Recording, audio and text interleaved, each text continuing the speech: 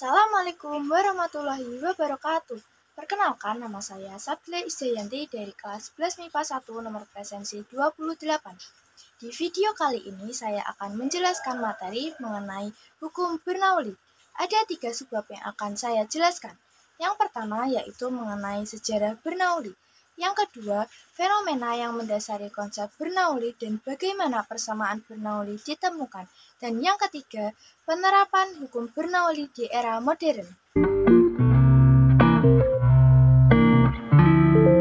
Hukum Bernoulli berbunyi bahwa jumlah dari tekanan energi kinetik per satuan volume dan energi potensial per satuan volume mempunyai nilai yang sama pada setiap titik sepanjang suatu garis lurus. Masuk pada subbab yang pertama, yaitu sejarah Bernoulli. Siapa sih Bernoulli itu? Jadi Bernoulli memiliki nama lengkap Daniel Bernoulli, lahir pada tanggal 8 Februari tahun 1700 di kota Groningen, Republik Belanda. Bernoulli merupakan anak dari Johann Bernoulli, seorang ahli matematika di kota Groningen, dan ibu dari Bernoulli bernama Dorothee Flockner. Bernoulli merupakan salah satu cendekiawan yang menganggap bahwa perilaku alam dapat dipahami melalui konsep partikel kecil. Prinsip Bernoulli merupakan salah satu prinsip fisika yang dibuat oleh Daniel Bernoulli. Subbab yang kedua, yaitu fenomena yang mendasari konsep Bernoulli.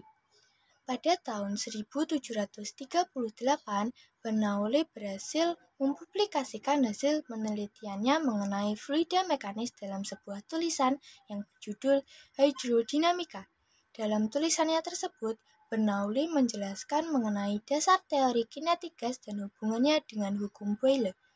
Bernoulli juga bekerja sama dengan Euler untuk mengembangkan persamaan Euler-Bernoulli.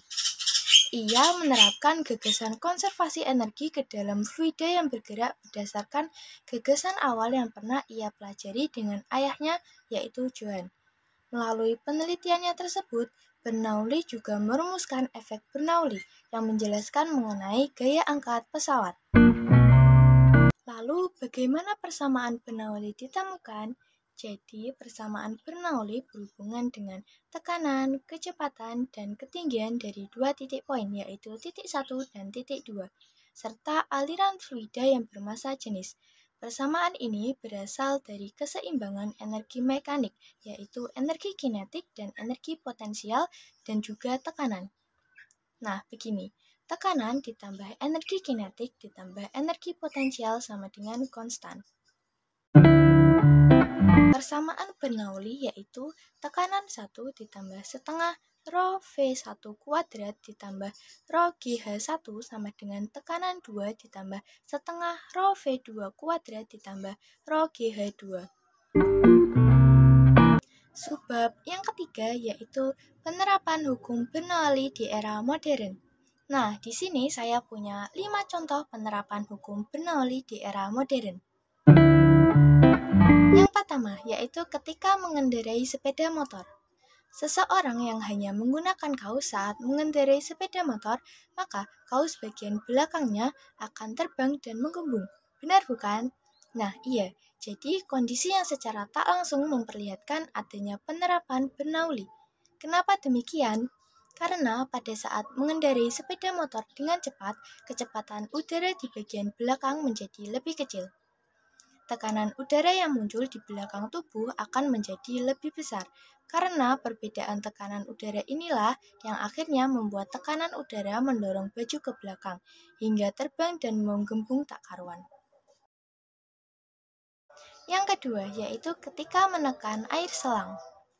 Kondisi yang biasanya kerap dilakukan saat menyiram tanaman, membersihkan motor, dan sejenisnya dengan menekan selang air. Tujuannya agar aliran air menjadi lebih kencang dan jarak tembakan menjadi lebih jauh. Kondisi ini berkaitan dengan persamaan Bernoulli loh. Semakin kecil luas permukaan suatu benda, maka semakin besar tekanannya. Ketiga, yaitu penerapan hukum Bernoulli pada teknologi pesawat terbang. Konsep perancangan memanfaatkan hukum Bernoulli yang biasa diterapkan pada teknologi pesawat terbang, yaitu pergerakan udara saat melewati sayap pesawat.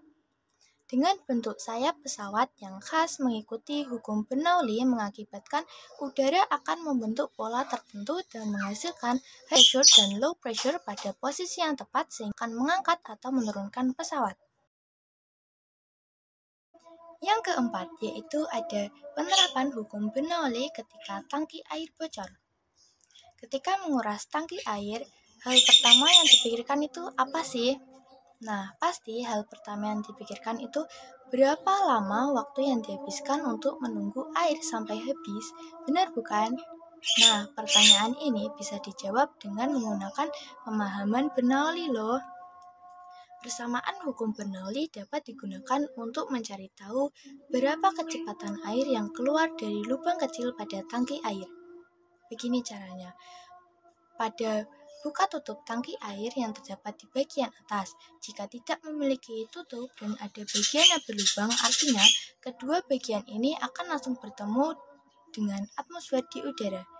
Nah, tekanan yang ada di bagian tersebut sama-sama berasal dari tekanan atmosfer. Setelahnya dapat dicari dengan rumus terkait berapa lama waktu menunggu air habis. Contoh penerapan yang terakhir yaitu pada pola bangunan. Pola bentuk sayap yang diambil sebagai konsep dasar bentuk bangunan khususnya pada tower bangunan, galeri, dan kantor sewa. Di samping itu juga diterapkan konsep solid dan void pada pengolahan denah dan tambak bangunan. Hal ini dimaksudkan untuk lebih memperkuat penerapan hukum Bernoulli yang memberikan perbedaan tekanan udara akibat aliran udara yang menimpa bangunan, sekaligus berfungsi untuk menurunkan temperatur di dalam ruangan. Karena udara panas akan terdorong ke atas bangunan melalui void yang terbentuk dan menghapus kemonotonan penampilan tampak bangunan dengan adanya pengolahan denah solid dan void tersebut. Nah, seperti ini contoh gambar dari penerapan konsep hukum Bernoulli pada pengolahan denah yang terlihat pada tampak bangunan. Sudah presentasi dari saya, mohon maaf apabila ada salah dan kurangnya. Sekian. Wassalamualaikum warahmatullahi wabarakatuh.